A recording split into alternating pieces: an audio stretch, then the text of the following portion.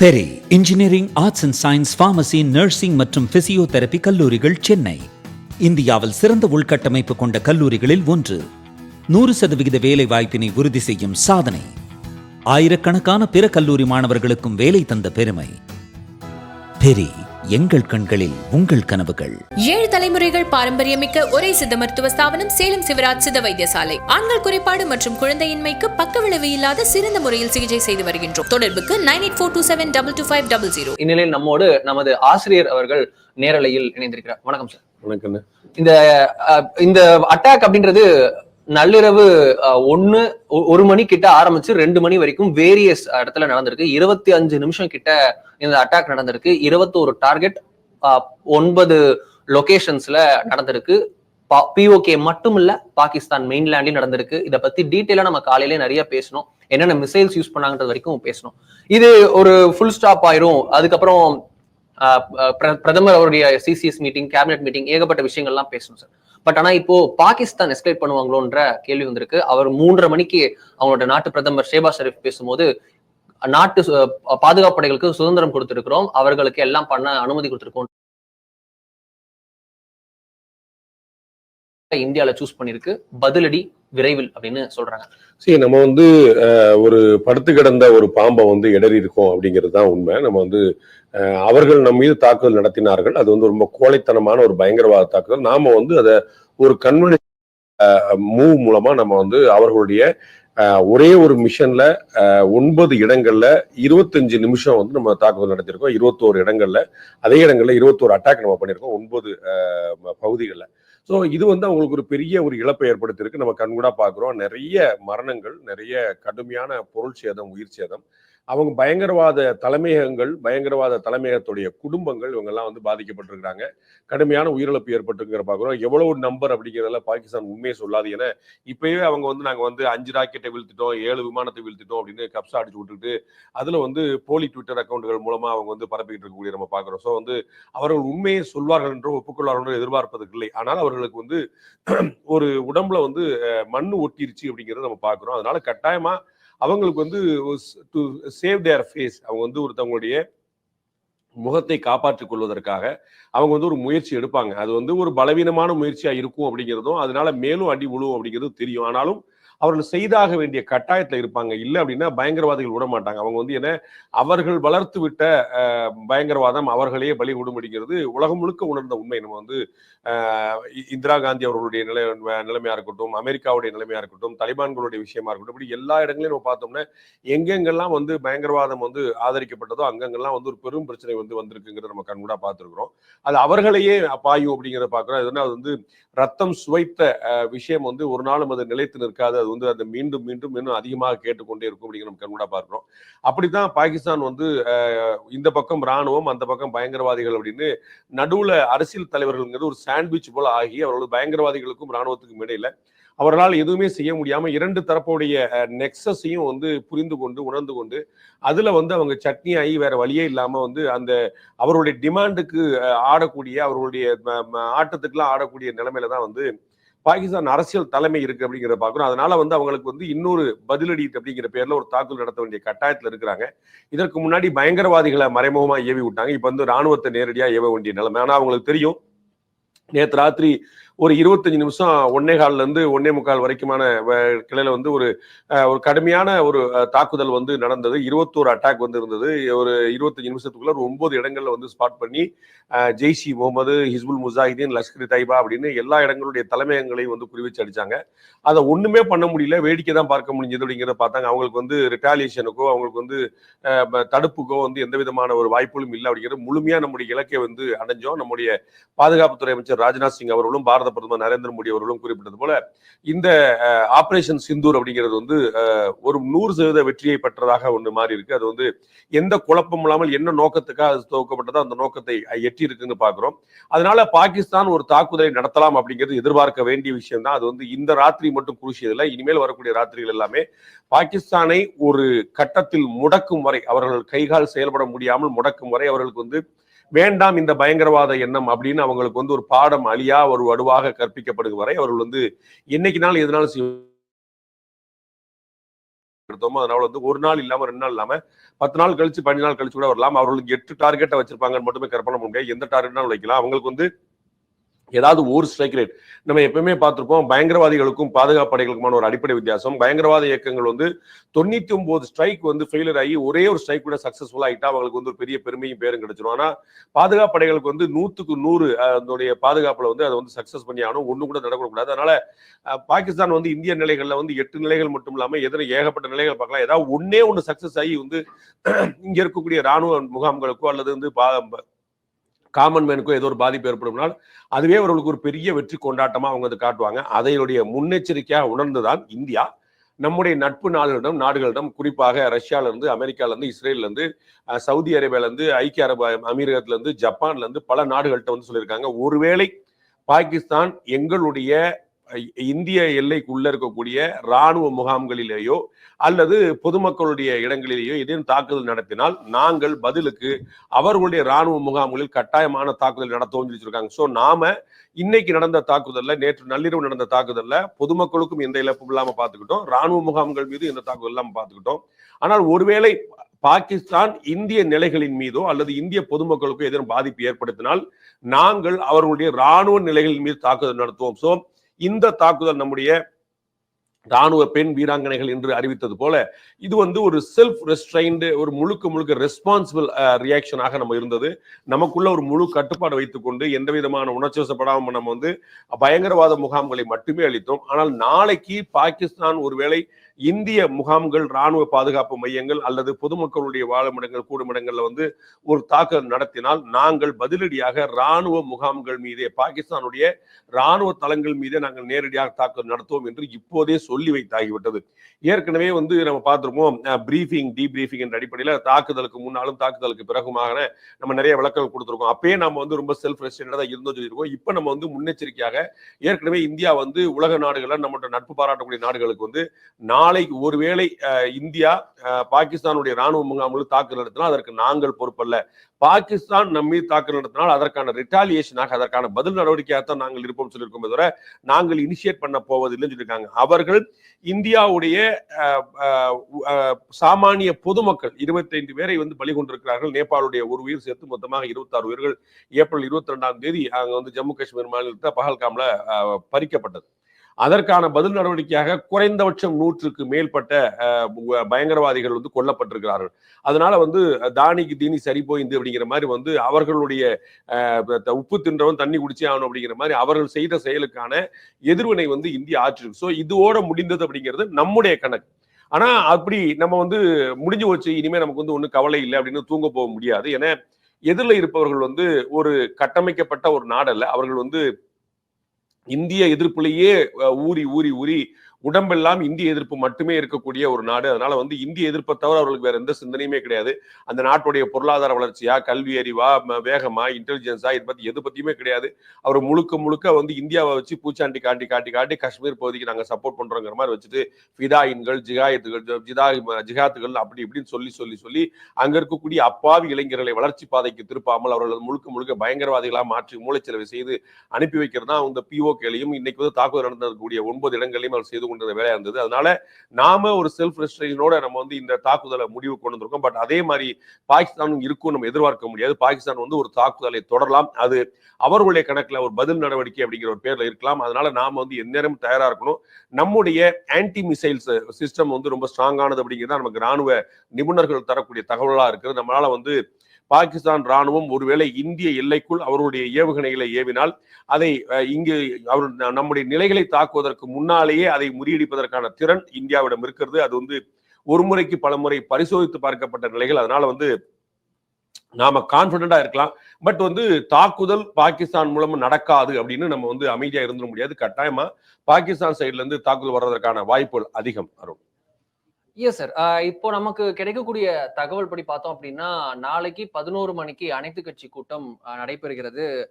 ராஜ்நாத் சிங் அவர்கள், பாதுகாப்புத்துறை அமைச்சர் அவர்களும், உள்துறை அமைச்சர் திரு அமித்ஷா அவர்களும் அனைத்து கட்சிகளுக்கும் விளக்கம் கொடுக்க இருப்பதாக, நடந்தது என்ன, அடுத்தடுத்து இருப்பது என்ன அப்படின்னு ஒரு ஒரு ஒரு பிரீஃப் பண்ண இருக்கதா நமக்கு தகவல்கள் தெரிவிக்கிறது. சோ இது வந்து அனௌன்ஸ்மெண்ட் ஆகியே இருக்கிறது. பிரதமருடைய பயணம் ரத்து செய்யப்பட்டிருக்கிறது. ஐரோப்பிய பயணம். நெதர்லாந்து உள்ளிட்ட முக்கியமான நாடுகளுக்கு செல்லவிருந்தார். அந்த பயணம் ரத்து செய்யப்பட்டிருக்கிறது. பார்டர் ஸ்டேட்ஸ் எல்லாமே வந்து பாக்குறோம் ஒரு பரபரப்பில் இருக்கிறதுன்றது நம்மளால மறுக்கவே முடியாது. இன்னைக்கு பாக்குறோம் இந்தியா பாகிஸ்தான் இருக்கக்கூடிய பார்டர் ஸ்டேட்ஸ் மட்டும் இல்ல, நேபாளுடனான பார்டர் ஸ்டேட்ஸ் உடனும் அங்க இருக்கக்கூடிய முதல்வர்களுடன் நமது உள்துறை அமைச்சர் அமித்ஷா அவர்கள் ஆலோசனை நடத்தினார். காணொலி வாயிலாக அவருடைய நடந்தது.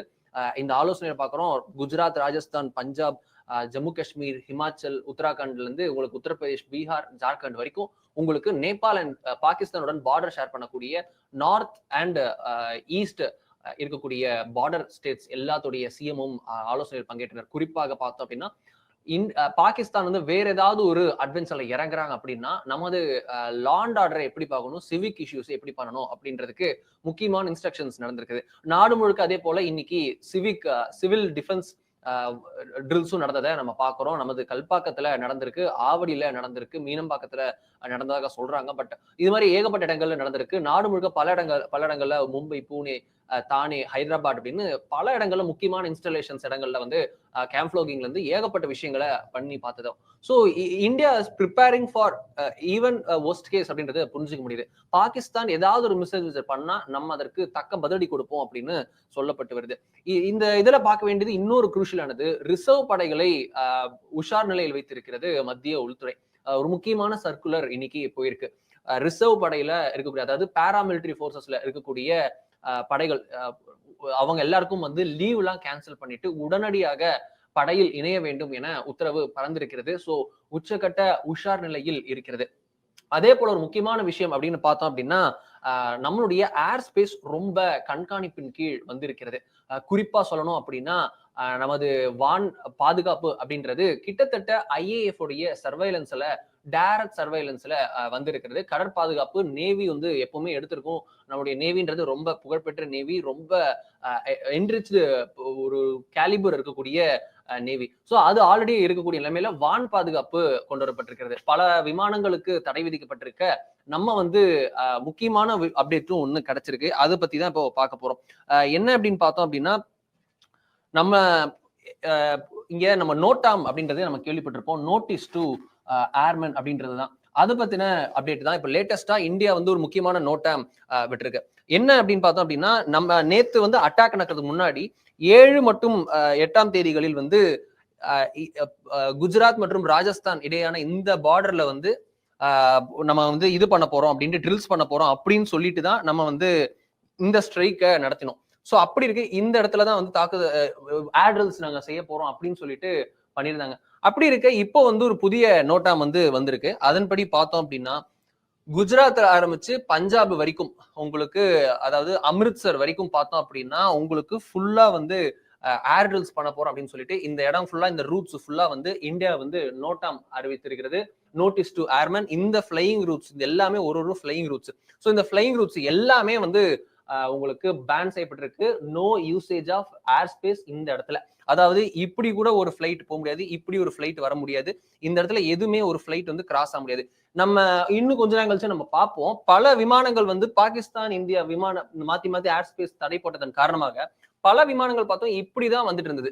இப்ப பார்த்தோம்னா இப்போ அந்த இதுலும் பார்த்தோம்னா நிறைய ஸ்பேசஸ்ல உங்களுக்கு இதாகிறதுனால மும்பைக்கு கீழே அதிகமான ஒரு கிரௌடு, மும்பை வான்பரப்புக்கு கீழான மும்பை, கர்நாடகா இந்த ரீஜியன்ல அதிக அளவிலான விமானங்கள் பறக்குவதற்கு அதிக வாய்ப்பு.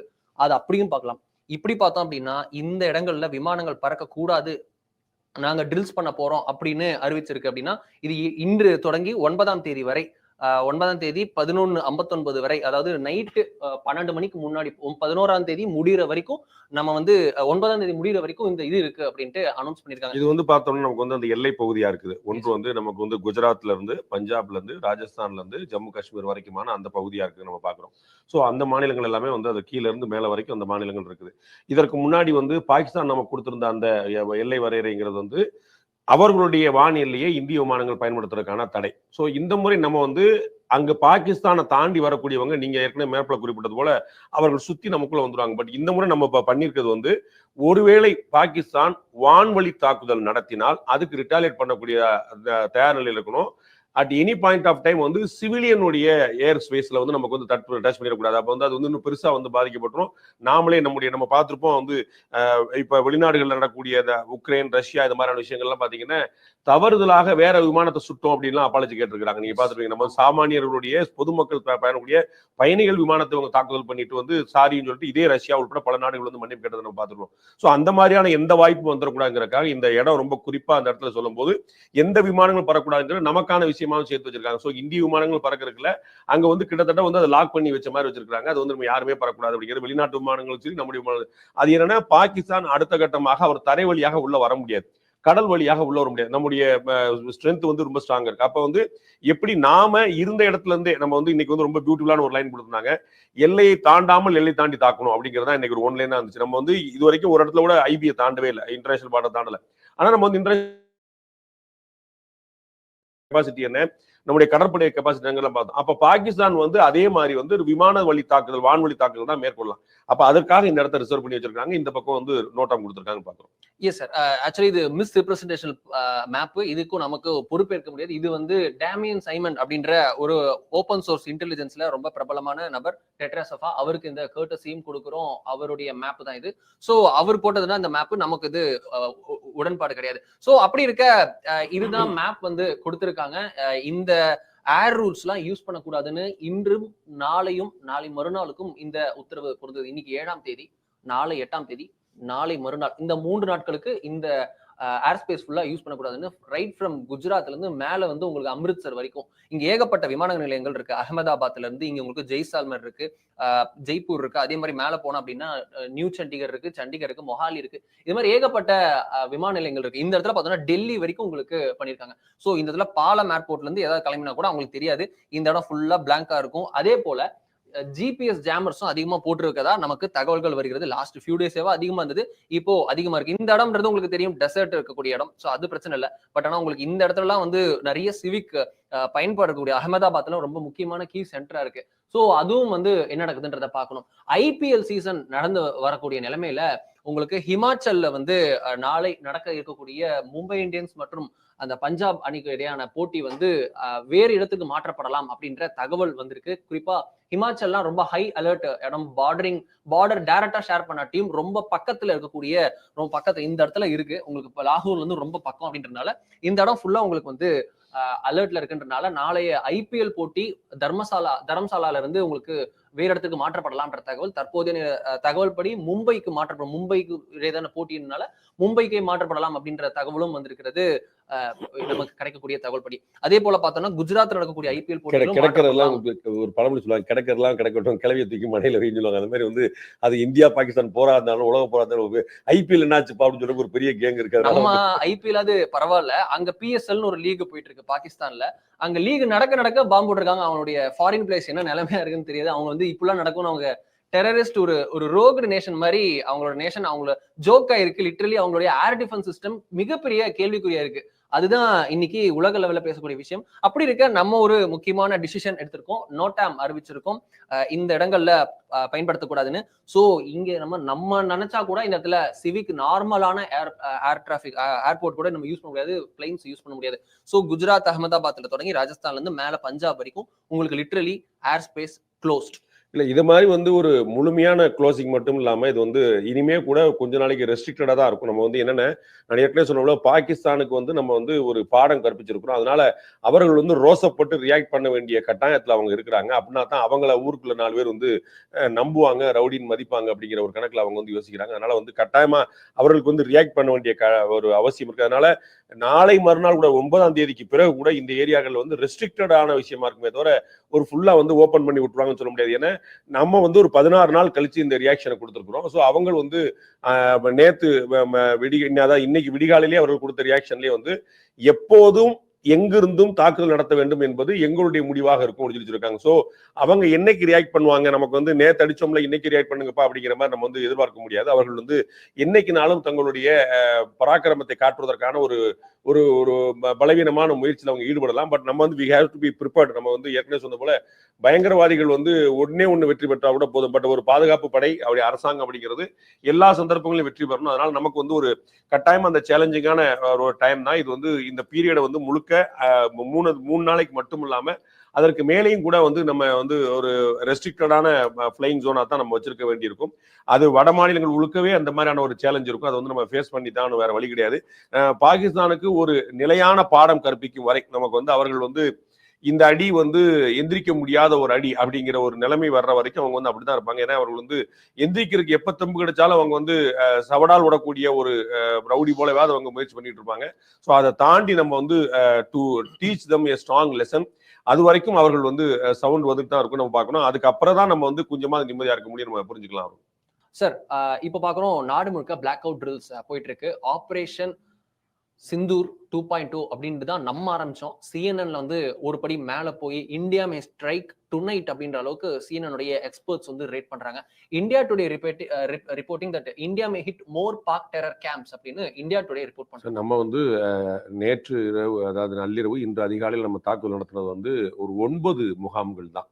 ஆனா நமக்கே வந்து உளவுத்துறை தகவலே இருக்கு, கிட்டத்தட்ட 70-80 லான்ச் பேட்ஸ் வந்து அவங்க வச்சிருக்காங்க அப்படின்னு. அதாவது இந்த பயங்கரவாத பயிற்சி கொடுக்கறதுக்கு அவங்க வச்சிருக்கக்கூடிய முகாம்களே வந்து 70-80 இடங்கள் இருக்கு. அதுல வந்து தலைமையகங்களா இருக்கக்கூடிய இடத்துல இருக்கு. நம்ம வந்து பல இடங்கள்லாம் பாத்தீங்கன்னா இந்த 70-80 இடம் போகும்போது சில இடங்கள்லாம் சிவிலியன்ஸ் இருக்கக்கூடிய இடமா இருக்கும். நம்ம பார்த்திருக்கோம். நிறைய இடங்கள் வந்து இன்னைக்கு தாக்குதல் நடத்துல வந்து ஒரு டெசர்ட் மாதிரியான இடமா இருக்கும், அல்லது ஒரு வயக்காடு மாதிரியான ஒரு இடமா இருக்கும், 20-30 ஏக்கர்ல வந்து இருக்கிற இடமா இருக்கும். அந்த மாதிரியான இடமா இருக்கும்போது அங்க வந்து நம்ம அந்த கட்டடங்களை வந்து பார்க்கும்போது சிவிலியன்களுக்கு எந்த சேதாரமும் இல்லை அப்படின்னு பாக்குறோம். அவருடைய மனைவி, மக்கள், குழந்தைகள்னு பயங்கரவாதிகளுடைய குடும்பத்தினர் தான் பாதிக்கப்பட்டாங்களே தவிர அப்பாவி பொதுமக்கள் யாருமே பாதிக்கப்படலங்கிறத பாக்குறோம். பட் வந்து நாளைக்கு இதை வந்து இன்க்ரீஸ் பண்ணும்போது அது வந்து ராணுவ நிலைகளுக்கு பக்கத்துலயே நம்ம வந்து பாக்குறோம். பின்னி பிணைஞ்சிருக்கு. நமக்கு வந்து ஒரு பாம்பு போல அது வந்து அவங்க எங்கேயோ இருக்காங்க, நாங்க எங்கேயோ இருக்கோம், எங்களுக்கு தெரியலையப்பா அப்படிங்கிற மாதிரி எல்லாம் அந்த நெக்ஸஸ் வந்து அபிஷியல் ஆனதாவே இருக்குது. அதனால வந்து நாளைக்கு 70-80 லான்ச் பேட்ஸ்ல வந்து அவங்க இருக்கிறாங்க, முகாமிட்டு இருக்கிறாங்க. அதெல்லாமே தாக்குன்னு நினைச்சா அது இப்போதைக்கு தேவையில்லை அப்படின்னா மத்திய அரசு நினைக்கும் அப்படிங்கிறது நமக்கு கிடைக்கக்கூடிய தகவல். ஏன்னா தாக்குதல் நடத்தணுமா அப்படின்னு கேட்டா பாகிஸ்தான் ஆக்குபைடு காஷ்மீரை முழுமையாக நம்மிடம் திரும்ப மீட்டு கொண்டு வரும் வரை தாக்குதல் நடத்தி கொண்டே இருக்க வேண்டியதான், ஒன்றும் குழப்பம் இல்லை. ஆனால் பாகிஸ்தான் ஒரு தப்பு செஞ்சு அதற்கு அவர்கள் பாடம் நடத்தக்கூடிய வகையில நம்ம வந்து பண்றதுங்கிறது வேற. நாம வந்து எக்ஸஸா பண்ணிடுறவங்கிற பேர் வாங்கிடக்கூடாது. எப்பயுமே உங்களுக்கு தெரியும், 2 பேர் ஒருத்தர் மீது இன்னொருத்தர் தாக்குதல் நடத்தினாருன்னா அவர் இவர் அடிச்சுட்டாரு அப்படின்னு வரும். பதிலுக்கு இவர் தாக்குதல் நடத்தினாருன்னு 2 பேரும் சண்டை போடுறாங்கப்பா அப்படிங்கிற வரும். நம்ம வந்து பார்த்துருக்கோம். இப்போ வந்து துருக்கி, சைனா உள்ளிட்ட நாடுகள்லாம் வந்து பாத்தீங்கன்னா நம்ம 2 பேரும் சண்டை போடுறோம் அப்படிங்கிற மாதிரி சொல்லியிருக்காங்க. ஆப்கானிஸ்தான் உட்பட நமக்கு வந்து ஃபேவரா பாகிஸ்தானுக்கு எதிராக இருக்கக்கூடிய நாடுகள் கூட இந்த பகுதியில வந்து ஒரு பிரச்சனைகள்லாம் இல்லாம அமைக்கபிளா வரணும் அப்படிங்கிற ஒரு எண்ணத்தை தெரிவிச்சிருக்காங்க. ஸோ நாம வந்து 9 இடங்கள்ல 21 அட்டாக் 25 நிமிஷத்துல நம்ம பண்ணிட்டோம் அப்படிங்கும்போது ஓகேப்பா. அவங்க வந்து ஒரு 26 அப்பாவி உயிர்களை பலி கொண்டாங்க, இவங்க வந்து ஒரு 100 பயங்கரவாதிகளை வந்து பலியாகிட்டாங்க அப்படிங்கும்போது இது ஓகேப்பா அப்படிங்கிற மாதிரி ஒரு சென்ஸ் தான் உலக நாடுகள் மத்தியில தெரியும். அதற்கு பிறகு மேலும் இம்மிடியட்டா நாமளே வந்து தாக்குதல் நடத்துறோம்னா இது கொஞ்சம் எக்ஸஸ் அப்படிங்கிற மாதிரி உடனே ஒரு 4 குரூப் கிளம்பிடும். இன்னைக்கு வந்து இந்திய அளவுல பாத்தீங்கன்னா வைகோ போன்றவர்கள்லாம் கூட, கமல்ஹாசன் போன்றவர்கள்லாம் கூட வந்து நமக்கு வந்து இந்தியாவுடைய நடவடிக்கைக்கு 100% கூட நிக்கிறோம்னு சொல்லியிருக்காங்க. நாளைக்கு இமிடியட்டா செகண்ட் அண்ட் தேர்ட் லேயர் வந்து 2.0 3.1 நாமளாக முன்னெடுத்து சென்றோம் அப்படின்னா இது எக்ஸஸ்ங்க. நீங்க தான் தாக்குதல் பண்ணிட்டீங்களா, முடிஞ்சு வச்சுல, தேவையில்லாம எங்க பண்றீங்கிற மாதிரி தான் அந்த வந்து வேற மாதிரி ஒரு சென்ஸ்ல கொடுப்பாங்க. அதனால பாகிஸ்தான் நம்ம வந்து ஏற்கனவே நம்முடைய நட்பு நாடுகள்கிட்ட சொல்லி கொண்டிருந்தது போல பாகிஸ்தான் நம்மை சீண்டினால் நம்முடைய ராணுவ தளங்கள்லயோ அல்லது பொதுமக்கள் கூடும் இடங்கள்லயோ அவர்கள் தாக்குதல் நடத்தினால் பாகிஸ்தானுடைய ராணுவ முகாம்களை தகர்த்தெறிவோம் அப்படிங்கிறது தான் நாம வந்து பகிரங்கமாக கொடுத்த மெசேஜா இருந்துச்சு. I think we will stick to our promise அப்படின்னு நினைக்கிறேன். நாம வந்து இன்னைக்கு நம்ம வந்து ரொம்ப பெருசா நம்ம வந்து அதிகமா கிளைம் பண்ண ஒரு விஷயம் வந்து ரெஸ்பான்சிபிள் அட்டாக்ஸ் அப்படிங்கிறதா. நம்ம வந்து ரெஸ்பான்சிவ் அட்டாக்ஸ் மட்டும் இல்லாம ரெஸ்பான்சிபிள் அட்டாக்ஸ் நம்ம பார்த்தோம். ரொம்ப பொறுப்புணர்வுடன் கூடிய லிமிட் பண்ணிக்கிட்ட பயங்கரவாத முகாம்களுக்கு மட்டுமே நிப்பாட்டிக்கிட்ட பொதுமக்கள்கிட்டயோ ராணுவ முகாம்கள்கிட்டயோ கூட போகாம இருக்கக்கூடிய ஒரு மிக பொறுப்புணர்வுடன் கூடிய ஒரு தாக்குதல் நம்ம நடத்தணும். அந்த பொறுப்பு தான் உலக நாடுகள் நம்மளை பார்த்து வியக்குது. நம்ம வந்து எல்லாருமே நம்ம வந்து நம்முடைய அணு ஆயுத பாலிசியை நம்ம வச்சிருப்போம் பார்த்துருவோம். நாட் ஃபர்ஸ்ட் அப்படின்னு நம்ம வந்து வச்சிருக்கோம். நம்ம முதல்ல நம்ம அணு ஆயுதங்களை ஏவுறது இல்லை அப்படிங்கிற ஒரு முதல் பாலிசி நம்ம வச்சிருக்கோம். ஸோ அந்த மாதிரி வந்து ஒரு கொள்கை நமக்கு வந்து அடிப்படையில் இருக்கும்போது நாம வந்து இந்த 2.0 3.0ங்கிறது பாகிஸ்தான் நம்மை மீண்டும் சீண்டாமல் அது சாத்தியம் இல்லை அப்படிங்கிறது தான் நமக்கு தகவலா இருக்கு. ஊடகங்கள்ல நிறைய செய்திகள் வரும். ஏன்னா நம்ம வந்து நேரடியாக பாரத பிரதமர் நரேந்திர மோடி, பாதுகாப்பு அமைச்சர் ராஜ்நாத் சிங், உள்துறை அமைச்சர் அமித்ஷா, முப்படை தளபதிகள், ராணுவத்துடைய தலைமை தளபதி, முப்படைகளுக்கான தலைமை தளபதி, இந்த மாதிரி வந்து இவர்கள் யாருமே நேரடியாக பேசி ஆமாங்க மருண் நம்ம சாயந்தரமா கொஞ்ச நேரம் கழிச்சு வந்து தாக்குதல் நடத்த போறேன், 8:30 மணிக்கு தாக்குதல் நடக்குங்கன்னு யாருமே சொல்ல போறது இல்லை. இவர்களுடன் யாருக்குமே டைரக்ட் கான்டாக்ட் இருக்காது. நம்ம மாதிரியான ஊடகங்கள் பேசக்கூடியது எல்லாமே வெட்டரன்ஸ் வந்து பேசக்கூடியோம். அப்புறம் வந்து அவங்க பிஆர் ஏஜென்சியில பேச போறோம். அவங்களுடைய ராணுவத்திலேயே நமக்கு வந்து டிஜி லெவல்லயே நமக்கு வந்து அவங்க பிஆர் நிறைய இருக்கிறாங்க. அவர்கள்ட்ட பேசுவோம். அவங்க வந்து மேபி சார் இருக்கலாம் சார், நம்ம வந்து சொல்ல முடியாது சார் அப்படின்னு சொல்லுவாங்க. ஸோ அந்த மேபி அப்படிங்கிறத வச்சுட்டே இந்த ஊடகங்கள் வந்து அப்பனா கட்டாயம் இருக்கு போல, இல்லைன்னு சொல்லல பாத்தீங்களா அப்படின்னு சொல்லி யூகம் போவாங்க. அது வந்து நம்முடைய ஆர்வத்தை காட்டக்கூடிய விஷயமா இருக்கும். பட் நமக்கு கிடைக்கக்கூடிய தகவலின் அடிப்படையில நம்ம அட்மோஸ்ட் ரெஸ்ட்ரிக்ஷன் நம்ம வந்து காட்டணும் அப்படிங்கிற அடிப்படையில நாம செல்ஃப் ரெஸ்பான்சிபிளா நம்ம இருந்தோம், சுய கட்டுப்பாடோடு இருந்தோம். அப்படிங்கிறதுனால நாம இந்த தாக்குதலை 2.0 இனிஷியேட் பண்ணக்கூடிய இடத்துல இருக்க மாட்டோம். ஒருவேளை பாகிஸ்தான் நம்மை மீண்டும் சீண்டி பார்க்குமானால் அவர்களுக்கு ஒரு பாடம் கற்பிக்கக்கூடிய முயற்சியாக நம்ம வந்து அவர்களுடைய இடங்கள்ல ஒரு தாக்குதல் நடக்கலாம் அப்படிங்கிறதா நமக்கு கிடைக்கக்கூடிய தகவலா இருக்கு. ஸோ இந்த 2.0 3.0 அப்படிங்கிறதுலாம் இருக்குமா தொடருமா? எல்லோருக்கும் ஆசை POK நம்ம வந்து மீட்டெடுக்கணுங்கிறது தான். ஆனால் அது அவர்களுடைய கையில தான். நம்ம ஏற்கனவே ஆரம்பத்திலே சொன்னோம், நாம் என்ன ஆயுதம் எடுக்க வேண்டும் என்பதை எதிரிகள் தான் தீர்மானிக்கிறார். அதோட பாகிஸ்தான் என்ன செய்கிறது என்பதற்கான ரிட்டாலியேஷனாகவும் ரிப்ளையாகவும் மட்டும்தான் இந்தியாவோட நடவடிக்கை இருக்கும். வரும் multiple strikes to ensure complete destruction. ரொம்ப கம்ப்ளீட்டான டிஸ்ட்ரக்ஷனை லஷ்கர் இ தொய்பா கேம்ப்ல முறியடிக்கலாம். முதல்ல போட்டிருக்க அந்த டயத்துக்கும் ரெண்டாவது உள்ள டயத்துக்கும் அதான் வித்தியாசம். முதல்ல உள்ள டைம் வந்து அப்பாஸ் டெரரிஸ்ட் கேம்ப்ல வந்து ஒரு அட்டாக் நம்ம பண்ணிருக்கோம். இங்க வந்து மல்டிபிள் அட்டாக்னால தான் 1:06 இருந்து 1:10 வரைக்கும் 4 நிமிஷம் வந்து அந்த ஒரு இடத்துல மட்டும் நம்ம பண்ணிருக்கோம். அப்படிங்கிறதுக்காக தான் அந்த 2 டைம்லயும் கொடுத்துருக்காங்க. அப் டு 1:10 வரைக்கும், 1:06 இருந்து 1:10 வரைக்கும் மல்டிபிள் அட்டாக்ஸ் வந்து பண்ணிருக்காங்க. ஏன்னா அது கம்ப்ளீட்டா அந்த டிஸ்ட்ரக்ஷன் பண்ணணும் அப்படின்னா அந்த உள்கட்டமைப்பை முழுமையாக தகர்க்கிறது மூலமா தான் அடுத்த முறை அவங்க திருப்பி அதை கன்ஸ்ட்ரக்ட் பண்ணி கொண்டு வரதுக்கு இட் வில் டேக் இயர்ஸ் அப்படிங்கிறதுக்காக அந்த முயற்சி. இதுல வந்து ரொம்ப முக்கியமான இன்னொரு விஷயம் பார்க்க வேண்டியது வரும்னு பாத்தீங்கன்னா, அந்த டைம் ஜோன் நம்ம வந்து ஒன்னொன்னு வந்து வேற வேற இடங்கள், 9 வேற வேற இடங்கள். அது என்ன பண்ணிருக்கோம்னா, அப்பா நான் வந்து அடிச்சிட்டேன் ஃபர்ஸ்ட் ரைட் அப்படின்னா அடுத்து நம்ம சிக்னல் கொடுக்கிறேன். நம்ம வந்து முப்படைகளும் சேர்ந்து பண்ணிருக்கோம். வந்து இது ஒரே ஒரு பேஸ்ல இருந்து பண்ணப்பட்ட ஒரே ஒரு தாக்குதல் கிடையாது. நமக்கு வந்து வேற வேற பேஸ்ல வந்து எங்க தாக்குதல் நடத்துறோங்கிறது சொல்ல, எங்க தாக்குதல் நடத்திருக்கோங்கிறது எல்லாருக்கும் தெரிஞ்சிருச்சு, எங்க நடத்துறோங்கிறது தெரியல. அவங்க என்ன சொல்லியிருக்காங்க, முப்படைகளும் இணைந்து ஆஃப்டர் 1971 முப்படை, அப்ப 3 படைகளும் சேர்ந்து போகும். அந்த கோஆர்டினேஷன் எவ்வளவு மெட்டிகுலஸா இருந்திருக்கு அப்படிங்கிறது நம்முடைய ராணுவ பலம் என்ன இருக்கு. இது ஒரு முக்கியமான பிள்ளை. 1-4 வரைக்கும் ஒரு தாக்குதல், அடுத்த 2ஆம் நிமிஷத்துல அடுத்த தாக்குதல், அது முடிஞ்சோன்னா அடுத்த 2ஆம் நிமிஷத்துல அடுத்த தாக்குதல், அடுத்த 3ஆம் நிமிஷத்துல, இப்படி வந்து எவ்ரி செகண்ட் மினிட் பாத்தீங்கன்னா 14, 16, அப்புறம் 1:10 முடிஞ்ச அப்புறம் 1:12, அப்புறம் 1:15, 1:17, 1:19, 2 நிமிஷத்துக்கு இடையில வந்து ஒவ்வொரு அட்டாக் வந்திருக்காங்க. அப்ப கரெக்டா இங்க முடிச்சிட்டாங்கன்னு சொன்ன அப்புறம் இவர்கள் வந்து தங்களுக்குள்ள தகவல் பரிமாறி, அப்பா இந்த இடம் முடிச்சாச்சு நெக்ஸ்ட் அப்படி ஒவ்வொரு இடமா போகும்போது அது எவ்வளவு மெட்டிகுலஸ் பிளானிங் இருக்கான்னு இன்னொரு உதாரணமா பார்க்கலாம். சில இடங்கள் வந்து POK உள்ளே இருக்குது. சோ இது வந்து பாகிஸ்தான் உள்ள, இது POK. ஆமா, அதான் பாகிஸ்தானுக்கு உள்ள அப்படிங்கிறது பாத்தீங்கன்னா IB-ல இருந்து 100 மீட்டர் சொல்றாங்க, 100 கிலோமீட்டர் சொல்றாங்க. அந்த அளவுக்கு போய் நிக்குது. LOC-ல இருந்து ஒரு 100 கிலோமீட்டர் சொல்றாங்க. இப்படி ஒண்ணு. அப்ப இங்க இந்த பக்கம் பாத்தீங்கன்னா POK-க்குள்ள இருக்கும்போது ஒரு 8-10 கிலோமீட்டருக்குள்ள இருக்குது. POK-ல இருந்து லைன் ஆஃப் கண்ட்ரோல் வந்து 8 கிலோமீட்டருக்குள்ளே சில இடம் பிடிச்சிருக்கோம். நம்ம வந்து 100 கிலோமீட்டர் தாண்டி அடிச்சிருக்கோம். அப்ப அதனால தான் வந்து வேற வேற பேஸ் வாய்ப்பு நம்ம வந்து ரஃபேல் ஏன் யூஸ் பட்டிருக்கோம் அப்படின்னா இந்த இடத்துல. சோ அவங்க வந்து நம்ம வந்து நம்முடைய பேஸுக்குள்ளே இருந்து அட்டாக் பண்றதுக்காக இந்த விஷயம் அங்கதான் இந்த மெட்டிகுலஸ் பிளானிங் இருந்து ரொம்ப பெருசா ஹைலைட் ஆகுது வரும். அதுல இன்னொரு விஷயம் நீங்க பாருங்க, முசாவராபாத்தும் வந்து POK, மேல இருக்கக்கூடிய கொட்லியும் POK. ஆனா அது வந்து முதல் அட்டாக், இது வந்து 5th அட்டாக். சோ அதுக்கப்புறம் அந்த 2க்கு இடையில வந்து 15 நிமிஷம் கேப் வச்சிருக்காங்க. அங்க வந்து முதல்ல 1:4 அடிச்சிட்டாங்க. ஆனா இந்த பக்கம் வந்து திருப்பி வந்து அது இன்னொரு 15 நிமிஷம் கழிச்சு அடிச்சிருக்காங்க. சோ வந்து அவங்க வந்து எங்கெங்க அடிக்கணுங்கிறத வந்து அந்த 2 நிமிஷம் கேப் வந்து பாக்குறோம். ஆனா எது முதல்ல, எது 2வது, எது 3ஆங்கிற வரைக்கும் ஒரு தனியா லைனா பிடிச்சிருக்காங்க. சோ POK-லயே வரிசையா முடிச்சுட்டு அதுக்கப்புறம் பாகிஸ்தானுக்கு போவாங்கிறது இல்லாம ஜெய்ஷ் இ முகமது முதல்ல, லஷ்கர் இ தொய்பா 2வது அப்படின்னு, ஹிஸ்புல் முஜாஹிதீன் 3வது ஒண்ணுன்னா பார்த்து பண்ணிருக்காங்க. இந்த டைம் ஜோன் நமக்கு தெரியுது. அவங்க வந்து அதை ரீட்டைன் பண்ணணும்ல, திரும்ப நாளைக்கு வந்து அவங்க தயாரிக்கணும் அப்படின்னா ஆட்களை வந்து அவங்க தயாரிச்சுவாங்க. ஏன்னா அங்க வந்து மூளைச்சலவை செய்து இளைஞர்கள் வந்து பலிகடா ஆகிறதுக்கு நிறைய ஏற்பாடுகள் பண்றாங்க. பட் வந்து அங்க வந்து ராணுவ உதவி தேவைப்படுகிறது. ஏன்னா நம்ம பார்த்துக்கிறோம், ராணுவத்துக்கும் பாதுகாப்பு அங்க உள்ள பயங்கரவாதிகளுக்கு வந்து நெக்சஸ் வந்து அது வந்து ரொம்ப தீவிரமானதா இருக்கு. அது புருஷன் பொண்டாட்டி உறவோட ரொம்ப நெருக்கமான உறவா இருக்குது. அதனால வந்து அவர்கள் வந்து ரொம்ப திட்டமிட்டு அதை விஷயங்களை செய்யறாங்கன்னு பாக்குறோம். அவர்களுக்கு வந்து அதிகமான பாதுகாப்பு கொடுக்கப்படுங்கிற பாக்குறோம்.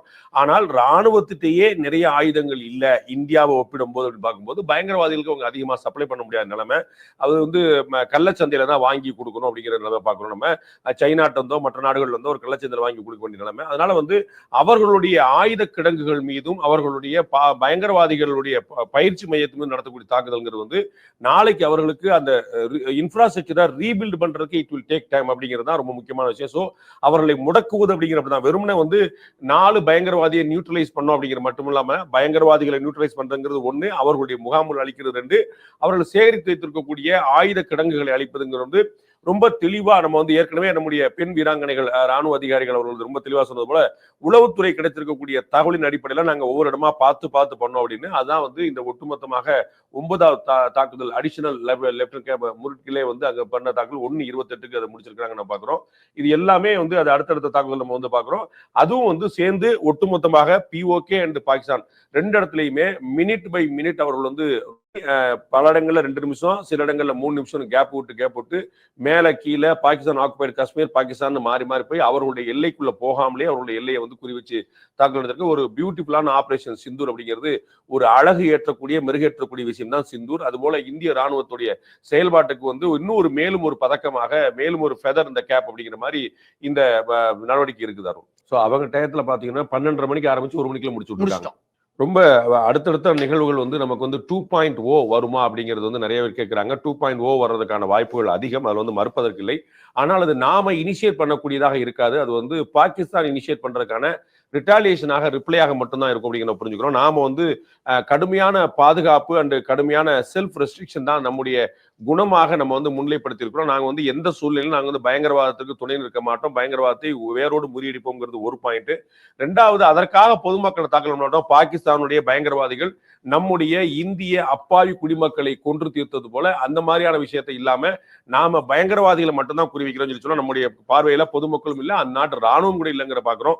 சோ இப்போதைக்கு நம்ம வந்து விஜிலண்டா இருக்கக்கூடியதை மட்டும் பார்க்கிறோம். நம்ம வந்து கூடுதலான கண்காணிப்புகள் நம்முடைய radar and anti missile systems எல்லாமே வந்து முழுமையாக விழிப்புணர்வோடு இருக்கக்கூடிய நிலைமைக்கு வந்து அடுத்த 24 ஹவர்ஸோ 36 ஹவர்ஸோ 48 ஹவர்ஸோ கிடையாது. அடுத்த மாத கணக்குல நம்ம வந்து பாகிஸ்தானை முழுமையாக முடக்கும் வரை, அது வந்து நம்ம வந்து அவர்கள் வந்து இன்னொரு அட்டெம்ப்ட் பண்ண மாட்டாங்க அப்படின்னு முடக்கும் வரை நம்ம வந்து விழிப்புணர்வோடு தான் இருக்க வேண்டியிருக்கும். அது வரைக்கும் வந்து நாம எந்த தாக்குதல் நடத்த மாட்டோம், இனிஷியேட் பண்ண மாட்டோம் அப்படின்னு புரியுது நமக்கு. அது வந்து that might be wrong or right sources. நமக்கு தெரியக்கூடிய தகவல், நமக்கு சொல்லப்படக்கூடிய தகவல் வந்து அடுத்த தாக்குதலை இந்தியா இனிஷியேட் செய்யாது. நமக்கு வந்து 26 பேர் பஹல்காம்ல ஏப்ரல் 22ஆம் தேதி கொல்லப்பட்டதற்கு பதில் நடவடிக்கையாக 100கணக்கான பயங்கரவாதிகள் இன்றைக்கு வந்து 9 முகாமில் இருக்கக்கூடியவங்க வந்து கொல்லப்பட்டிருக்காங்கிறது ரொம்ப தெளிவா தெரிய வருது. ஸோ இதற்கு அது வந்து சரி செய்யப்பட்டிருக்கிறது. அதற்கு மீறி அவர்கள் வந்து நாங்கள் பதில் நடவடிக்கை எடுக்கிறோம், எங்களை வந்து இந்தியா சீந்தி பார்த்து விட்டது அப்படிங்கிற மாதிரி ஏதாவது பாகிஸ்தான் ஒரு பயங்கரவாத நடவடிக்கை மீண்டும் தொடருமையானால் அவர்களுக்கு பாடம் இன்னும் கடுமையாகும். இப்பயே நம்ம வந்து காட்டியிருக்கோம் 9 இடங்கள்ல கிட்டத்தட்ட 20-21 அட்டாக் வந்து 25 நிமிஷத்துக்கு நடந்திருக்குங்கிற பாக்குறோம். 9 ராத்திரி நள்ளிரவு 1 மணில இருந்து 25 நிமிஷம் நடந்திருக்கு பாக்குறோம்.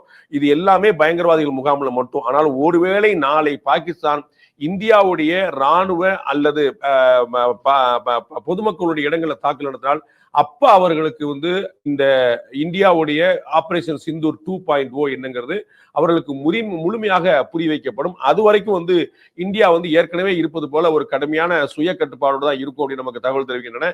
இந்தியா கட்டுப்பாட்டுக்கு தான் பெயர் போனது. அது வந்து எல்லை கட்டுப்பாட்டு கோட்டை தாண்டாமலே தான் நம்முடைய போரை நடத்தினோங்கிறது பார்க்கிறோம். அதனால வந்து ஆபரேஷன் 2.0 இருக்குமா இல்லையா, ஆபரேஷன் சிந்தூர் 2.0 இருக்குமா இல்லையா என்பது பாகிஸ்தானுடைய கையில தான் இருக்காரு. பாகிஸ்தான் வந்து அத்துமீறிய எல்லை தாண்டிய துப்பாக்கிச்சூடை நடத்தியது. இம்முறை வந்து ஒரு ஆர்மி போஸ்ட் மேல கிடையாது, நேரடியாக மக்கள் வசிக்கக்கூடிய வீடுகளை பார்த்து அட்டாக் பண்ணிருக்கு. இதுவரைக்கும் இன்னைக்கு மட்டும் 9 அப்பாவி பொதுமக்கள், ஜம்மு காஷ்மீர்ல வாழக்கூடிய 9 அப்பாவி மக்கள் உயிரிழந்திருக்கின்றனர். ஒரு 26க்கும் மேற்பட்டோர் படுகாயம் அடைந்திருக்கின்றனர். சிறுவர் சிறுமியர் உட்பட பலரும் வந்து காயமடைந்த விஷயங்களை நம்ம பார்க்க முடியும். ஒரு பார்வையாளருக்கு ஒரு தெளிவுபடுத்துவதற்காக நம்ம வந்து 2ஆ பிரிக்கிறோம். ஒன்று வந்து பஹல்காம்ல பயங்கரவாதிகளை வச்சு பாகிஸ்தான் நடத்திய தாக்குதல், அதற்கு பதில் நடவடிக்கையாக நாம வந்து 9 இடங்கள்ல இன்று அதிகாலை நடத்தின தாக்குதல்.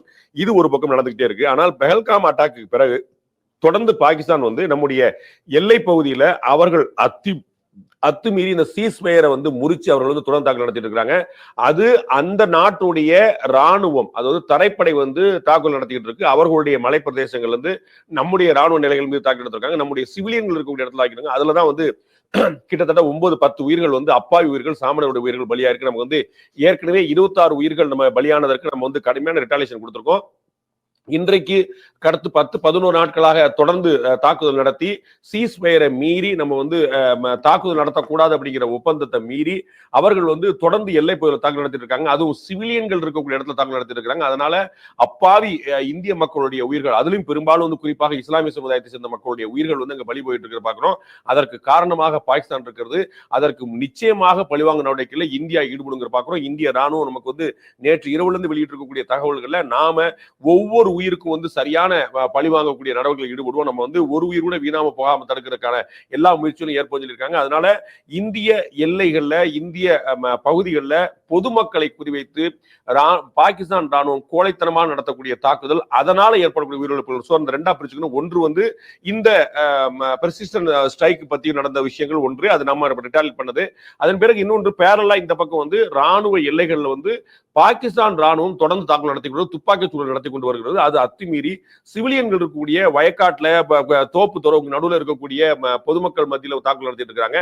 அதனால கிட்டத்தட்ட 9-10 உயிர்கள் பலியா இருக்கிற பாக்குறோம். அதற்கான தக்க பதிலடியும் இந்தியா கொடுத்து கொண்டே இருக்கிறது. அருண், பஞ்சாபும் குஜராத்தும் ராஜஸ்தான் கட்டன்சிலாட்டி மத்த டீம்ல இருக்கக்கூடிய நிலைமையில அவர்களுக்கு அங்க இருக்கக்கூடிய ஹோம் கிரவுண்ட்ஸ் எல்லாமே, பஞ்சாபுக்கு பார்த்தோம்னா தரம்சாலா ஒண்ணு, நியூ சண்டிகர் ஒண்ணு அப்படி இருக்க.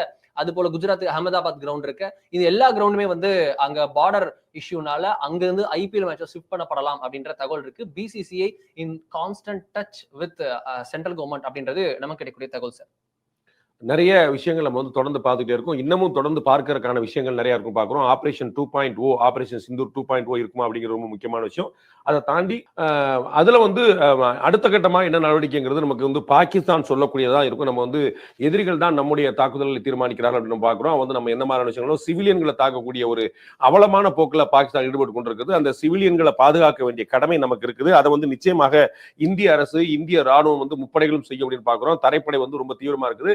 லைன் ஆஃப் கண்ட்ரோல் பூரா எல்லை கட்டுப்பாட்டு கோடு அப்படின்னு சொல்லக்கூடிய இடத்துல வந்து பாகிஸ்தான் அவங்களுடைய பொதுமக்களை வந்து சிவிலியன்களை நாமளும் செய்யறோம். இன்னைக்கு காலையிலேயே பஞ்சாப் உள்ளிட்ட பல்வேறு எல்லை பகுதி மாநிலங்கள்ல பொதுமக்கள் வந்து அங்கிருந்து வீட்டை காலி செஞ்சுட்டு அவருடைய உறவினர்கள் இருக்கக்கூடிய பல பிற இடங்களுக்கு வந்து நகரக்கூடிய பார்க்கிறோம். ஏன்னா அது வந்து பாகிஸ்தான் தாக்குதல் நடத்தினால் அது தாக்குதல் எல்லைக்குள் இருக்கக்கூடிய பகுதியா இருக்கும். அதனாலதான் வந்து இந்த எல்லை கட்டுப்பாடு கோடு பிளஸ் வந்து எல்லை நெருங்கி இருக்கக்கூடிய மாநிலங்கள் அப்படிங்கிறது இருக்கனால அவர்கள் வந்து தங்களுடைய சொந்தக்காரர்கள் ஊருக்கு கிளம்பக்கூடியதை நம்ம காலையிலேயே நம்ம பார்த்தோம். அதே போல வந்து பாகிஸ்தானும் அது போன்ற ஏற்பாடு செஞ்சு கொண்டிருக்கிறது. ஆனால் நாம் பொதுமக்களுடைய இடங்களில் தாக்குதல் நடத்துறது இல்லை அப்படிங்கிற ஒரு நேர்மை தன்மையோடு நம்ம இருக்கணும். ஆனா அந்த மாதிரியான நேர்மைக்கான எந்த அறிகுறியும் இல்லாம இருக்கக்கூடிய ஒரு பாகிஸ்தான் வந்து நம்முடைய பொதுமக்கள் இருக்கக்கூடிய இடங்கள்ல அவர்களுடைய வீடுகளில் தாக்குதல் நடத்தி, அவர்கள் குடியிருப்பு பகுதியில் தாக்குதல் நடத்தி கிட்டத்தட்ட 9-10 அப்பாவியர்கள் பலியாவதற்கும் துணையா நின்று அப்படிங்கிற பாக்குறோம். நம்ம வந்து அடுத்ததாக நம்ம வந்து ரொம்ப முக்கியமான சில விஷயங்களை நம்ம கவனிக்க இருக்கிறோம். நம்ம வந்து அடுத்த கட்டமா என்ன நடக்கும் அப்படிங்கிறது ஒரு $1 மில்லியன் கேள்வியாக எல்லாருக்குமே இருக்குங்கிற நம்ம கவனிக்கிறோம்.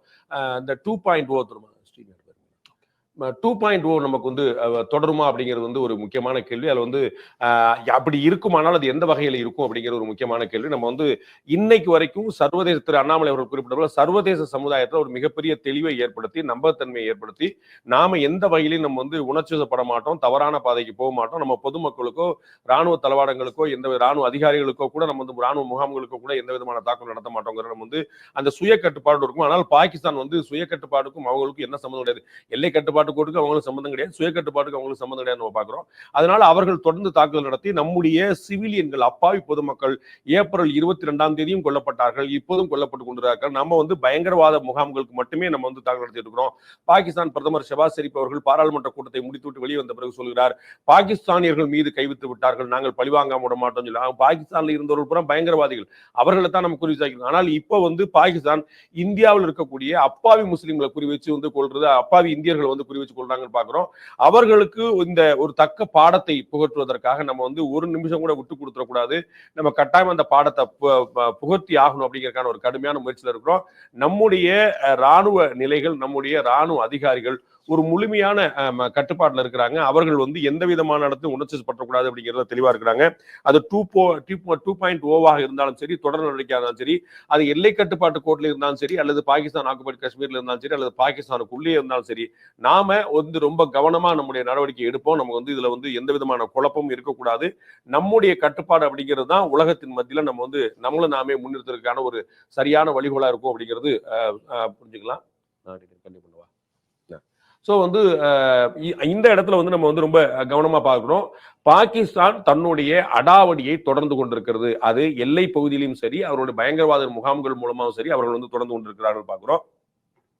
ஆனா நாம வந்து நம்முடைய கட்டுப்பாட்டை இழக்காமல் நம்ம வந்து காத்துட்டு இருக்கிறோம். ஸோ நிறைய ஊடகங்கள்ல ராணுவ அதிகாரிகள் உட்பட பலர் வந்து சொல்லக்கூடிய தகவல்படி 2.0 எப்பனாலும் நடக்கலாம் அப்படிங்கிறது. ஆனால் இது வந்து பாகிஸ்தான் ஆக்குபைடு காஷ்மீரை இந்தியாவோடு முழுமையா இணைக்கிறதுக்கான சந்தர்ப்பமா, பாகிஸ்தானையே 3 நாடுகளாக பிரிப்பதற்கான சந்தர்ப்பமா அப்படின்னு பல விவாதங்கள் கிளம்பி கொண்டிருந்தாலும் இந்தியா வந்து தன்னுடைய பொறுமையான நகர்வு நம்ம பார்த்தோம். முதல் கேபினட் கமிட்டி ஃபார் செக்யூரிட்டி வந்து கூடி இந்த பஹல்காம் அட்டாக்கு பிறகு கூடி நம்ம வந்து ஓகே என்ன செய்ய போறாங்க அப்படின்னு பார்த்தா ஜாதிவாரி கணக்கெடுப்புக்கு நாங்கள் வந்து அனுமதி கொடுத்துருக்கோம் சொல்லி கிளம்பினாங்க. அந்த மாதிரி நம்ம வந்து நம்முடைய civic work and civil work இது வந்து என்னென்ன இருக்குதோ அதெல்லாம் நம்ம தொடர்ந்து செய்து கொண்டே இருக்கிறோம். அதுல எந்த இடத்துல உணர்ச்சி படாமல் இருக்கிறோம். அதற்கும் இதற்கும் சம்பந்தம் இல்லைங்கிற நம்ம ரொட்டீன் ஒர்க்கை நம்ம பார்த்துக்கிட்டே இருக்கிறோம் பண்றோம். இந்தியா அந்த அளவுக்கு ஒரு அட்மோஸ்ட் ரெஸ்பான்சிபிலிட்டியை காட்டி கொண்டிருக்கிற பாக்குறோம். ஆனால் பாகிஸ்தான் வந்து அந்த மாதிரி விஷயங்கள் நம்ம எதிர்பார்க்கவும் முடியாது, நம்ம வந்து அது நடக்கவும் இல்லைங்கிற பாக்குறோம். ஸோ இந்த பயங்கரவாத தாக்குதல் மட்டும் இல்லாம அப்பாவி மக்கள் மீது ஒரு குறிவைத்து தாக்கக்கூடிய தாக்குதல் உட்பட எல்லாமே வந்து மிகப்பெரிய கவலை ஏற்படுத்தக்கூடியதாக இருக்கிறது. அதனால இந்தியா நிச்சயமாக அதற்கான ரிட்டாலியேஷனை கொடுத்து கொண்டே இருக்கும். அதனால எல்லை கட்டுப்பாடு கோடு மட்டுமில்ல, எல்லை பாதுகாப்பு படைகள் மட்டுமில்ல, நம்ம வந்து இன்னைக்கு பார்த்தோம் பிஎஸ்எஃப் உடைய தலைவர் வந்து பாரத பிரதமர் வந்து பார்த்திருக்கிறார். அது மாதிரி சஸ்திர சீமா பல் உட்பட எல்லாமே இங்கே நம்ம வந்து வெறுமனே பாகிஸ்தானுடைய பார்டர் மட்டும் இல்லாம சைனா பார்டர் வரைக்குமான எல்லையில் இருக்கக்கூடிய கிட்டத்தட்ட 10 மாநிலங்களுமே முழுமையாக நம்ம வந்து அலர்ட் செஞ்சிருக்கோம். ஸோ மாநிலங்கள் வந்து ஒரு முழுமையான எச்சரிக்கை நிலைமை இருக்குது, ராணுவத்துடைய முழுமையான எச்சரிக்கை நிலை இருக்குது. நம்முடைய ரிட்டாலியேஷன் இப்போதைக்கு முடிய போறது இல்லைங்க, ரொம்ப தெளிவு அருண். ஸோ நம்ம வந்து இப்போ வந்து நம்ம வெறும் ஐபிஎல் மேட்ச்ல மட்டும் இல்லாம நம்ம வந்து பல முக்கியமான நிகழ்வுகளை நம்ம வந்து பாக்குறோம். அது வந்து பாம் த்ரெட் வந்து எல்லா பக்கமும் இருக்கும். இன்னைக்கு தென்காசியில கூட நமக்கு வந்து இந்த மாதிரியான பாம் த்ரெட் இருந்ததை நம்ம பார்த்தோம். ஸோ இந்தியா முழுக்க இது வந்து நம்ம வந்து ஏற்கனவே நம்ம வந்து இது லைட்டா எடுத்துக்க முடியாத நிலைமை, நம்ம வந்து ரொம்ப சீரியஸா எடுத்தாகணுங்கிற நிலைமை. அதை தாண்டி நம்ம வந்து இன்னமுமே தொடர்ந்து நம்ம வந்து ஒரு கடுமையான நடவடிக்கைகள் எடுக்க வேண்டியிருக்கு நம்ம பாக்குறோம். ஏன்னா எந்த விதமான ஒரு எச்சரிக்கைகளையுமே நம்ம வந்து ஒரு வழக்கமா வந்து இந்தியாவில் ஒரு பாம் த்ரெட் இருந்துச்சு, பள்ளிக்கூடங்களுக்கு வருது, விமானங்களுக்கு வருது, விமான நிலையங்களுக்கு வருது அப்படின்னா அதெல்லாம் நம்ம வந்து பல சமயத்துல வந்து ரைட் ஓகே இது மாதிரி வழக்கமா நடக்கக்கூடியதான் விட்டுற முடியும். பட் இன்னைக்கு இருக்கக்கூடிய அசாதாரணமான சூழ்நிலையில எல்லையில ஒரு பெரும் பதட்டம் கூழ்ந்திருக்கக்கூடிய நிலைமையில பாகிஸ்தான் இந்தியா மீது போர் தொடுத்தே ஆகணும்னு அடம் பிடிச்சுக்கிட்டு பிடிவாதம் பிடிச்சிட்டு உட்கார்ந்தக்கூடிய நிலைமையில நாம எவ்வளவுதான் பொறுமையை கடைபிடிச்சாலும் நம்மளால அந்த பொறுமையை தொடர்ந்து கடைபிடிக்க முடியுமா அப்படிங்கிற ஒரு கேள்விக்குள்ளாது. ஏன்னா அவர்கள் இந்தியாவின் பொறுமையை சோதிப்பதுதான் தங்களுடைய வேலையாக வைத்துக் கொண்டிருக்கிறார்கள் பார்க்கிறோம் பாகிஸ்தானுடைய ராணுவம். அதனால இந்தியா தன்னுடைய அடுத்த கட்ட நடவடிக்கைகளை எடுப்பதற்கு எந்த நேரமும் தயார் நிலையில் இருக்கிறது. இங்க வரக்கூடிய அச்சுறுத்தல்கள் அது வந்து ஐபிஎல் கிரிக்கெட் மேட்சோ மற்ற இடங்களோ எதுவாக இருந்தாலும் அந்த அச்சுறுத்தல்களை வந்து லேசாக எடுத்துக்கொள்ள முடியாத அளவுக்கு ரொம்ப கவனமாக காய் நகர்த்த வேண்டிய இடத்துல இருக்கிறாங்க. ரொம்ப கடுமையான பாதுகாப்பு ஏற்படும். லட்சக்கணக்கான மக்கள் வந்து ஒரே இடத்துல திரளக்கூடிய இடங்கள்ல இது வந்து கட்டாயமா வந்து வேற ஆபத்தான ஒரு போக்குகள் வந்து வழிவகுத்தக்கூடாது அப்படிங்கிறதுனால அது வந்து வெளிநாட்டு பாதுகாப்பு மட்டுமல்ல, உள்நாட்டு பாதுகாப்பு நமக்கு தேவைப்படுது. எல்லை பாதுகாப்பு மட்டுமல்ல, எல்லைக்கு உள்ளேயும் பாதுகாப்பு தேவைப்படுதுன்னு பார்க்கிறோம். ஸோ அதனால வந்து அட்மோஸ்ட் சின்சியாரிட்டியோட அட்மோஸ்ட் விஜிலன்ஸோட நம்ம வந்து இந்திய அரசாங்கம் இந்திய ராணுவம் வந்து தங்களுடைய செயல்பாடுகளை தொடர்ந்து கொண்டிருக்க பார்க்கிறோம். அதனாலதான் பாதுகாப்பு அமைச்சகம் மட்டும் இல்லாமல் நம்முடைய ராணுவ அமைச்சகமும் சேர்ந்து ஒட்டுமொத்தமாக வெளியுறவுத்துறை அமைச்சகம் கூட சேர்ந்து எல்லா அமைச்சர்களும் ஒரு ஹையஸ்ட் அலர்ட்ல வந்து இருந்து அவர்கள் வந்து அடுத்த கட்ட நடவடிக்கைகளை தொடர்ந்து எடுத்துட்டு இருக்காங்க பார்க்கிறோம். இந்த பெஹல்காம்ல 25+1 அப்பாவி உயிர்களுடைய பலிவாங்கலுக்கு வந்து பதிலுக்கு பதில் நம்ம நிச்சயமா நம்ம எடுக்காம விடக்கூடாது அப்படிங்கிற உறுதியா இருக்கிறோம். இன்னைக்கு வந்து நூற்றுக்கணக்கான பயங்கரவாதிகள் கொல்லப்பட்டிருக்கிறார்கள். கிட்டத்தட்ட 9 இடங்கள்ல பாகிஸ்தான்லயும் பாகிஸ்தான் ஆக்குபைடு காஷ்மீர்லயும் இருக்கக்கூடிய 9 இடங்கள்ல இன்று அதிகாலை 1 மணி முதல் 1:30 மணி வரை 25 நிமிடங்கள் இடையிலே வந்து இடைவிடாமல் தாக்குதல் எடுத்து கிட்டத்தட்ட ஒரு 20-21 அட்டாக்கு மேல நடத்தி அங்க வந்து நூற்றுக்கணக்கான பயங்கரவாதிகளை வந்து கொன்று குவித்திருக்கிறது வெற்றிகரமாக இந்திய ராணுவம். நமக்கு வந்து எந்த சேதாரமும் இல்லாமல் நம்முடைய ஆயுதங்கள் துல்லியமாக தாக்கி இருக்கின்றன. அதை வந்து பாதுகாப்பு அமைச்சர், உள்துறை அமைச்சர் மற்றும் பிரதமர் அப்படின்னு 3 பேருமே உறுதிப்படுத்தியிருக்கிறார்கள். நம்முடைய தாக்குதல் மிக துல்லியமாகவும் மிக வெற்றிகரமாகவும் இருந்தது அப்படிங்கிறது 100% உறுதிப்படுத்தப்பட்டதா இருக்கிறது. ஏனென்றால் நாம எந்த சூழ்நிலையிலும் மற்றவர்களை தொந்தரவு பண்ணக்கூடாது, பொதுமக்களையோ ராணுவ முகாம்களை கூட தொந்தரவு பண்ணக்கூடாது உறுதியா இருந்தோம். நம்முடைய நோக்கம் அந்த பயங்கரவாத முகாம்களாக மட்டும்தான் இருந்தது. அந்த பயங்கரவாத முகாம்கள்ல நம்ம நடத்தின தாக்குதல் துல்லிய தாக்குதலாக இருந்தது. அது வந்து வெற்றிகரமாக அந்த தாக்குதல் முடிந்திருக்கு அப்படிங்கிறத நம்ம பாக்குறோம். ஆமா, நம்ம முக்கியமான விஷயங்கள் நிறைய பார்க்க வேண்டியது. நீங்க அந்த சீமியார் கனெக்டா இருக்கான்னு பாருங்க. அடுத்ததுல பாகிஸ்தானுடைய பிரதமர் ஷெபாஸ் ஷெரீப் அவர்கள் வந்து 10 மணிக்கு என்ன சொல்ல போறார் அப்படிங்கிறது ஒரு $1 மில்லியன் கேள்வி. அவர் வந்து ஏற்கனவே பாராளுமன்றத்துல முடிச்சுட்டு வந்து வெளியில பேசும்போது ஒவ்வொரு பாகிஸ்தானியருடைய உயிருக்கும் நாங்கள் வந்து பதில் எடுப்போம் அப்படின்னு ஒரு சூளுரை சவால் விட்டிருக்கிறார். அது வந்து எந்த அளவுக்கு சீரியஸாக எடுத்துக்கொள்ள வேண்டிய விஷயம் நம்ம பார்க்குறோம். ஏன்னா பாகிஸ்தானை வந்து எல்லோருமே சொல்லக்கூடிய ஒரு ரகுடு ஸ்டேட், ஒரு ரஃப் ஸ்டேட் அப்படின்னு தான் நம்ம எல்லாருமே பார்க்குறாங்க. அது வந்து ஒரு நிதானமான போக்கை கடைபிடிக்க நம்ம எதிர்பார்க்க முடியாது. அதனால வந்து அவர்கள் எப்படி செயல்படுவாருங்கிறது we have to wait and watch. இந்த நிலைமையில அவர் வந்து 10 மணிக்கு அந்த நாட்டு மக்களுக்கு ஒரு உரையாற்ற இருக்கிறார். அந்த உரையில வந்து என்ன மாதிரியான தகவல் இடம்பெற போகிறது அப்படின்னு அதுல ஒரு மெசேஜ் எனக்கு பார்க்கணும். நேற்று இரவு எப்படி ஒரு மணிங்கிறது வந்து ஒரு விடியா இரவாக முடியா இரவாக பாகிஸ்தானுக்கு விடிந்ததோ அது போல இன்னும் எத்தனை இரவுகள் அந்த நாட்டுக்கு காத்திருக்கிறது அப்படின்னு பார்க்கணும். அதனுடைய காரணமாக நமக்கும் எவ்வளவு நாட்கள் வந்து இந்த விழிப்போடு இருக்க வேண்டிய தேவை இருக்குங்கிற பார்க்கிறோம். ஏன்னா இது வந்து ஒரு எல்லையில்லா ஒரு போராக தொடர்ந்து கொண்டிருக்கக்கூடிய வாய்ப்புகள் தான் அதிகம். இது வந்து நம்ம பார்க்கிறோம், பாலஸ்தீன் இஸ்ரேல் பிரச்சனையுமே சரி, உக்ரைன் ரஷ்யா போருமே சரி, இது வந்து ஒரு நாள்ல முடியக்கூடியதா இல்லை, அவர்கள் தொடர்ந்து கொண்டே இருக்கிறத நம்ம பார்க்கிறோம். அதே போல இங்கேயுமே கூட நாட்கணக்கின் மாத கணக்கில் தொடருமா அல்லது வந்து எல்லோரும் எதிர்பார்ப்பது போல பாகிஸ்தான் ஆக்குபைடு காஷ்மீரை வந்து உடனடியாக உள்ள இணைத்து விட்டு பாகிஸ்தானை 2ஆக 3ஆக பிளப்பதற்கான ஏற்பாடுகள் செய்துவிட்டு அதுல வந்து ஒரு சுமூகமான தீர்வை நோக்கி நகர்மா அப்படின்னு வந்து பார்க்க வேண்டியிருக்குது.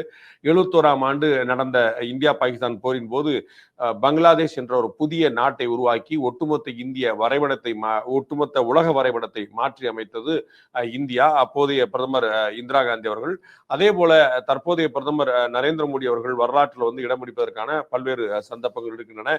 நம்ம வந்து நேற்று இரவு, அதாவது நள்ளிரவு, இன்று அதிகாலையில் நம்ம தாக்குதல் நடத்துனது வந்து ஒரு 9 முகாம்கள் தான். ஆனா நமக்கே வந்து உளவுத்துறை தகவலே இருக்கு, கிட்டத்தட்ட 70-80 லான்ச் பேட்ஸ் வந்து அவங்க வச்சிருக்கிறாங்க அப்படின்னு. அதாவது இந்த பயங்கரவாத பயிற்சி கொடுக்கறதுக்கு அவங்க வச்சிருக்கக்கூடிய முகாம்களே வந்து 70-80 இடங்கள் இருக்கு. அதுல வந்து தலைமையகங்களா இருக்கக்கூடிய இடத்துல இருக்கு. நம்ம வந்து பல இடங்கள்லாம் பாத்தீங்கன்னா 70-80 இடம் போகும்போது சில இடங்கள்லாம் சிவிலியன்ஸ் இருக்கக்கூடிய இடமா இருக்கும். நம்ம பார்த்திருக்கோம் நிறைய இடங்கள் வந்து இன்னைக்கு தாக்குதல் நடத்துல வந்து ஒரு டெசர்ட் மாதிரியான இடமா இருக்கும், அல்லது ஒரு வயக்காடு மாதிரியான ஒரு இடமா இருக்கும், 20-30 ஏக்கர்ல வந்து இருக்கிற இடமா இருக்கும். அந்த மாதிரியான இடமா இருக்கும்போது அங்க வந்து நம்ம அந்த கட்டடங்களை வந்து பார்க்கும்போது சிவிலியன்களுக்கு எந்த சேதாரமும் இல்லை அப்படின்னு பாக்குறோம். அவருடைய மனைவி, மக்கள், குழந்தைகள்னு பயங்கரவாதிகளுடைய குடும்பத்தினர் தான் பாதிக்கப்பட்டாங்களே தவிர அப்பாவி பொதுமக்கள் யாருமே பாதிக்கப்படலங்கிறத பாக்குறோம். பட் வந்து நாளைக்கு இதை வந்து இன்க்ரீஸ் பண்ணும்போது அது வந்து ராணுவ நிலைகளுக்கு பக்கத்துல நம்ம வந்து பாக்குறோம் ராணுவ நிலைகளும் பயங்கரவாத முகாம்களும் வந்து ஒண்ணுக்குள்ள பின்னி பிணைஞ்சிருக்கு. நமக்கு வந்து ஒரு பாம்பு போல அது வந்து அவங்க எங்கேயோ இருக்காங்க, நாங்க எங்கேயோ இருக்கோம், எங்களுக்கு தெரியலையப்பா அப்படிங்கிற மாதிரிலாம் அந்த நெக்ஸஸ் வந்து அபிஷியல் ஆனதாவே இருக்குது. அதனால வந்து நாளைக்கு 70-80